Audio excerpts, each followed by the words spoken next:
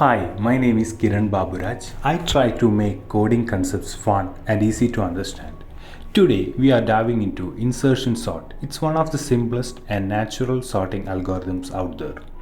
Imagine you are holding a hand of cards.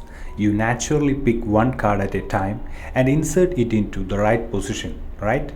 That's exactly how insertion sort works. It's simple, intuitive, and perfect for small datasets. Here is why insertion sort is awesome. It's simple and easy to understand. It's efficient for small data, and it's an adaptive algorithm, meaning it works faster on nearly sorted data.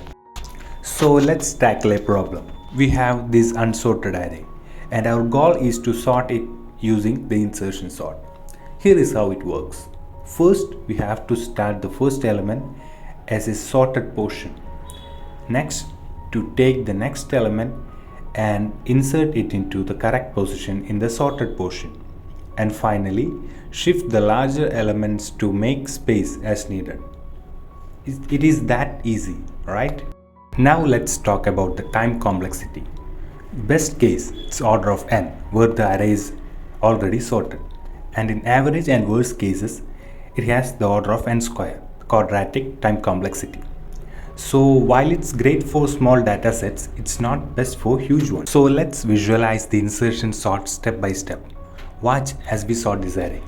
So as the first step, we have to start with the first element 64 as a sorted portion. Next we take 34. Since it's smaller than 64, we shift 64 to the right and insert 34 at the beginning.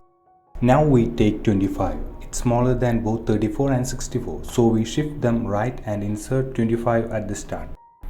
Then we continue the sorting. Next is 12. It's smaller than all the elements in the sorted portion, so we shift everything right and place 12 at the beginning. Next we take 22. It's larger than 12 but smaller than 25, so we shift 25, 34, 64 right and insert 22 in the correct position.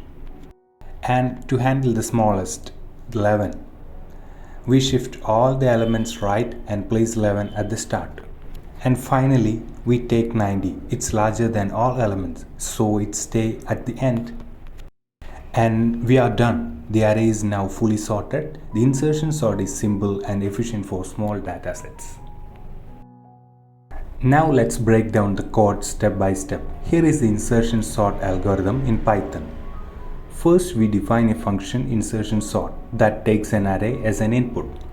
Then we get the length of the array. Next, we loop through the array starting from the second element, and we store the current element as the key. We compare the key with the previous elements and shift them if they are larger.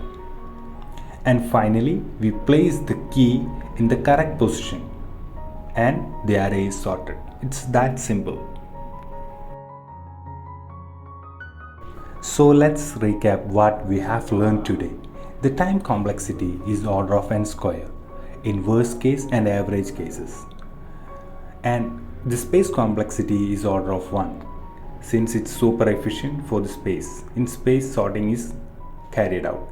And its key features are it's simple, intuitive, adaptive, and natural.